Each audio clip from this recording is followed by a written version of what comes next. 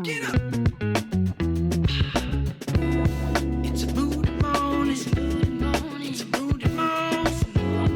It's a moody morning. It's a moody morning. It's a moody morning. It's a moody morning. Better get up on it. Hey, it's a moody morning. Don't let your mornings be moody. Let them be moody. Timmy, I thought we fixed this already. Why is "Oh Where Is My Hairbrush" playing on repeat in my headset? I'm sorry, Dr. Moody.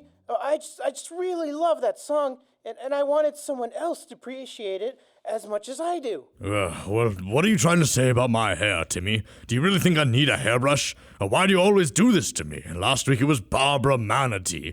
Are you trying to tell me I need to lose some weight too? Dr. Moody, you don't need to get upset. And by the way, Dr. Moody, we are on the air. Well, hello, boys and girls. It's me, Dr. Moody. Dr. Moody, this isn't the way you should be treating Timmy, on or off the air. Actually, we shouldn't be treating anybody like that. But Timmy was playing the song over and over and over again. It was really getting on my nerves. Dr. Moody, I understand that, but that really doesn't matter. We shouldn't be getting angry like that. As a matter of fact, anger is something that the Bible tells us that we are to put off. When we become Christians, we become children of God, we are to put on Christ and to show love to one another. Dr. Moody, why don't you go and apologize to Timmy? Okay. I guess you're right. Timmy, I'm sorry for getting upset with you. Will you please forgive me? It's okay, Dr. Moody. I forgive you. But hey, do you want to listen to the song again? No, Timmy. No, it's okay. I don't want to have to come over and apologize to you again. Well, let's get back to today's podcast. Let's get back on track here. Hello, boys and girls. It's me, Dr. Moody, and welcome back to our podcast, Moody Mornings, where we have exactly what you need for your Moody Mornings. We're back today with episode number 9, and on today's episode, we're going to look at the life of Haman. Hey, man. Oh, you think you're so funny. Don't you have somewhere else to be right now? Oh, I don't know. Maybe the lab? Dr. Moody. Sorry. On today's episode, we're going to look at the life of Haman and his problem with anger.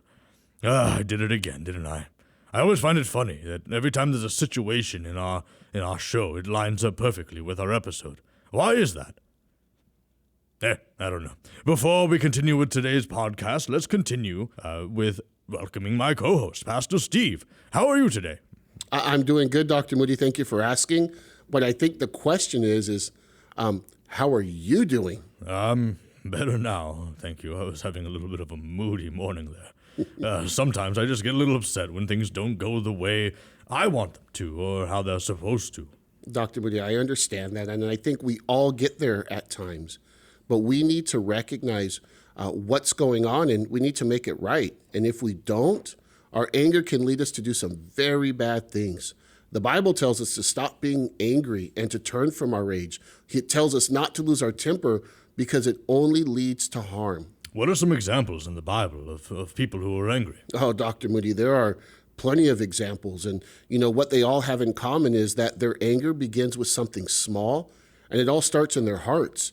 I'm reminded of Joseph's brothers who were jealous of Joseph, and their jealousy led to hatred, which led them to ultimately planning to kill their own brother and even lie to their dad Jacob about his death. Oh, I remember that story. But also I remember how God took all those bad things and used them for his good and his glory, right? Yes, he did, Dr. Moody. There were other examples too. We talked about Moses last week and how he learned humility in the desert for 40 years while he was there. Oh, yes, I remember. The reason he ran into the desert in the first place was because he got angry and killed a man. Yes, and there were others also, like Cain. I remember he killed his brother, Abel. Yeah, and it all started with Cain being jealous also. Jonah was another person who dealt with anger. Both Sauls in the Bible dealt with anger, King Saul and Saul of Tarsus. Yeah, King Saul let his anger get the best of him, and it ultimately cost him the crown, his kingdom, his family, and even his own life. Saul of Tarsus, on the other hand, he repented and became one of the greatest evangelists and apostles of all time. Wow, so what you're saying is if I continue to have outbursts of anger rather than loving the people around me, there could be some pretty severe consequences. Yes, Dr. Moody, that's correct. An angry person isn't someone who you would want to be around. They usually push people away rather than bringing them in. And just like our example today with Haman, his anger burned deep in his heart for Mordecai and the Jews, but God had a much different plan, and we'll see that in just a few minutes. I see what you did there. We shouldn't have anger in our hearts, but we should have the joy of the Lord. Kids, why don't we sing, I've got the joy, joy, joy, joy down in my heart. Where? I've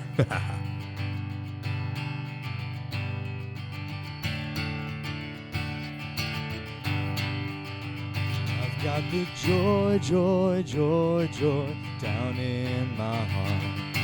Down in my heart. Where? Down in my heart. I've got the joy, joy, joy, joy down in my heart.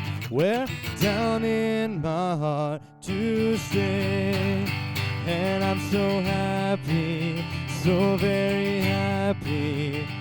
I've got the love of Jesus in my heart. And I'm so happy, so very happy. I've got the love of Jesus in my heart. I've got the peace that passes understanding down in my heart. Where? Down in my heart. Where? Down in my heart. I've got the peace that passes understanding down in my heart. Where? Down in my heart to stay. And I'm so happy, so very happy. I've got the love of Jesus in my heart. And I'm so happy, so very happy. 'Cause I've got the love of Jesus in my heart. I've got the love of Jesus down in my heart. Where? Down in my heart. Where? Down in my heart. I've got the love of Jesus down in my heart. Where? Down in my heart to stay. And I'm so happy, so very happy. I've got the love of Jesus in my heart. And I'm so happy, so very happy. I've got the love of Jesus in my heart. Yeah, I'm so happy, so very happy. I've got the love of Jesus in my heart. I'm so happy, so very happy. I've got the love of Jesus in my heart. Yes, I'm so happy, so very happy. 'Cause I've got the love of Jesus in my heart. Well, welcome back, and as we discussed before, Haman didn't have the joy of the Lord in his heart. His heart was filled with jealousy and bitterness, which led to anger. Pastor Steve, can you tell us a little bit about Haman? Sure, Dr. Moody. You can read about Haman in the book of Esther, and Haman was a man who lived in Persia, which is modern-day Iran, and he held the highest position in the court of King Xerxes, who ruled at the time in the Persian Empire. One thing that Haman loved was the fact that everybody was required to bow down before him when he walked past them. Yes, and Haman loved to parade through the city and see everyone stop and bow down to him. But there was one man who wouldn't bow down, and this man's name was Mordecai. He was a Jew, and he only bowed down to God. Yeah, Dr. Moody, and this made Haman very angry. He thought because of the position that he held with the king that he had limitless power. And so he plotted to kill Mordecai and the Jews, which included Mordecai's niece, Esther, who was the queen.